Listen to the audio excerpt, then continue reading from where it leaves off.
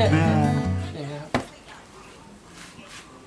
Camry ACV 31นะครับ3031ไม่ได้มีรอยแตก ที่เข้ามาหาผมด้วยไฟเช็คเอนจินโชว์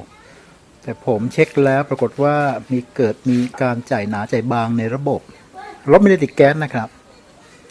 แต่ถ้าให้เดาก็คือถ้าเซ็นเซอร์ไม่เสียแต่เซ็นเซอร์คงไม่เสียนะครับถ้าเซ็นเซอร์เสียมันจะขึ้นอีกโค้ดหนึ่งถ้าเซ็นเซอร์ไม่เสียก็มีการอากาศคงเข้ามากเกินไปอ่ะคันนี้จ่ายบาง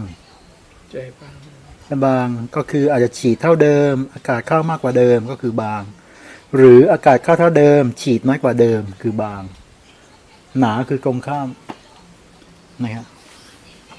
นี่คือเพิ่งเปลี่ยน กรองอากาศใช่ไหม ใหม่เอี่ยมเลยครับอันเนี้ย นั่นละสิผมกลัวมันเข้าหรือเปล่าเนี่ยเข้าล็อกหรือเปล่าเนี่ยมันเกิดจ่ายบางมันเกิดอากาศรั่วในระบบหรือเปล่าดูแปลกๆเลยเซ็นเซอร์ไม่เสียมันเข้าล็อกหรือเปล่าน่ะหรือว่าไม่เข้าล็อกก็ดูว่ามียื่นออกมาด้วยครับ ไม่รู้ว่าเกิด แต่ว่ามันก็ใส่แบบนี้นะ ละเดี๋ยว ใส่บางอากาศเข้าเยอะไปเหรอครับ อาจจะเป็นอากาศเข้าเยอะครับผมจ่ายบางเดี๋ยวผมจะสตาร์ทนะผมจะสตาร์ทครับเนี่ยครับเซ็นเซอร์ไม่ใช่ไฟเช็คเอนจินโชว์แบบนี้กรองที่แท้เลยจะไม่เปลี่ยนที่ไหนเปลี่ยนแถวบ้าน หายแล้วครับไฟที่โชว์หายไปละกองก็ใส่เขาไม่ได้ไขน็อตแป้งตัวหนึ่ง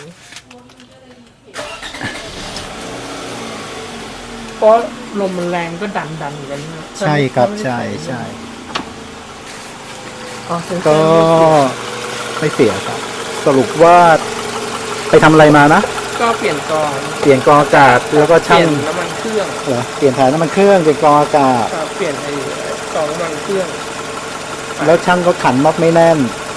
เกิดการรั่วในระบบไฟเช็คเอนจินก็เลยโชว์นี่ผมถอดขันน็อตเสร็จละรู้สึกจะหายแล้วนะเนี่ยจุดใต้ตำตอง่ายๆนะครับไม่มีละ Toyota Camry ACV 30 ACV 31เหมือนกันครับน็อตมันมีอยู่2ตัวนะครับซ้ายขวาช่างเขาไม่ได้ขันตัวขวามือตรงนี้ช่างเขาไม่ได้ขันแล้วเลยมันเกิดการรั่วในระบบเซ็นเซอร์พวกนี้จับได้ครับผมโอเคครับสวัสดีครับ